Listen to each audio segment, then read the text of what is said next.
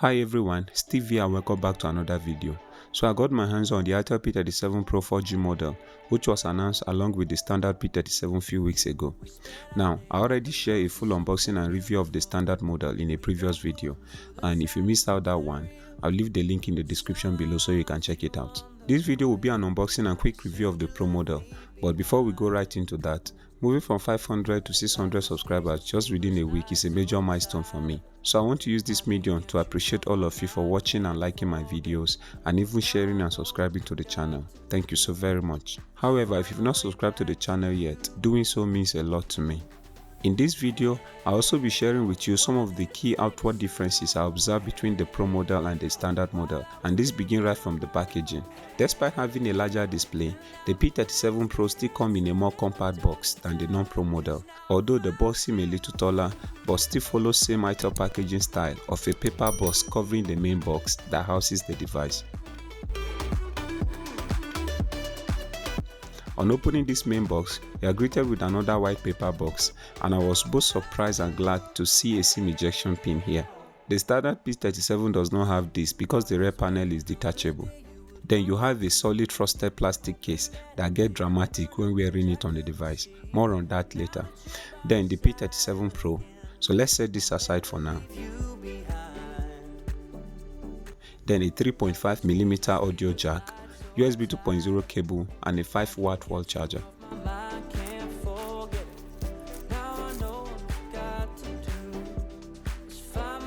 Here is the iTel P37 Pro, also known as iTel Vision 2 Plus in other markets. This is the gradation blue color. There's also a sea green and a gradient green colors as well.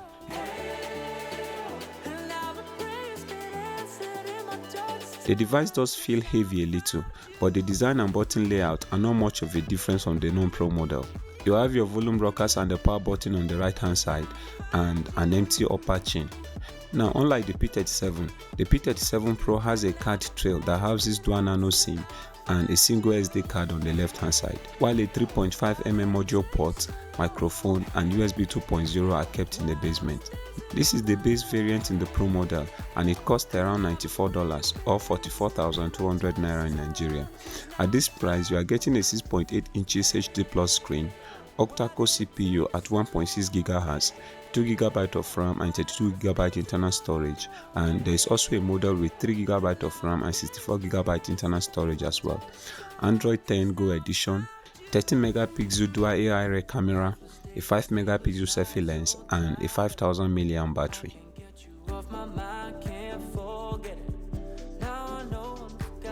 For me, the P37 Pro is everything that the P37 is not. Now, here are some of the outward changes I've observed so far. Of course, the display is larger than the standard model at 6.8 inches. This also means the device will be a little heavier as well. In my video of the P37, I wished for a card trail. Now, the P37 Pro model does not only have a card trail that supports dual nano SIM, but also has a loudspeaker moved from the rear to the bottom chin of the phone, which is a thumb up to iTel. The back panel is also non-removable, which makes the device feel even more premium than its price range. I also prefer the rear camera module on the Pro model than the non-Pro model. Although both have dual rear sensors, but the module on the P37 Pro seems close to what we saw on the recent Infinix Hot 10T.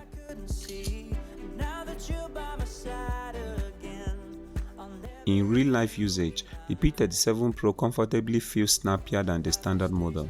This is because while their OS, RAM and internal storage are same, their CPUs are not in same category. I put the phone through a Antutu test and it scored around 83,000, which put the device well above Nokia 1.4 that retails around same price. I noticed that the phone does warm up a little, especially when pushing it through heavy tasks, but that did not bother me much like this frosted clear case. Please be a little careful when putting or removing your phone from this case. In my experience, it almost yanked off my volume and power button, but if you are able to get the device inside, the gripping is phenomenal. So I'll be using the phone within a full couple of days and come back with a few reviews. And if that is what you want to see, please consider subscribing to the channel and turning on the notification bell so you get notified when the video goes online. Until then, thank you for watching, and wherever you are, please stay safe.